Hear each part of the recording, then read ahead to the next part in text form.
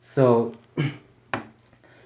more cho tin hình là hay theology, doctrine is important. Some people they say theology and doctrine is not important today.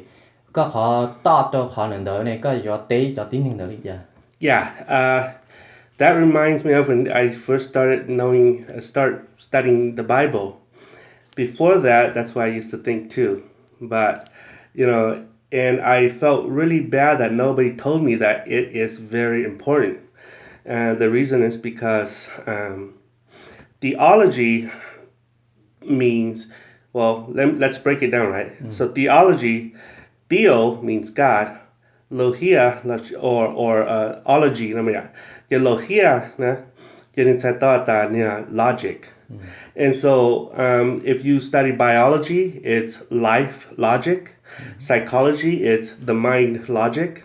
So when you study about theology, you study about God logic, or the study of God.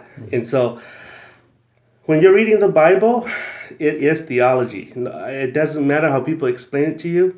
When you are picking up that Bible to read, trying to understand it, that is theology. Doctrine is really important too, because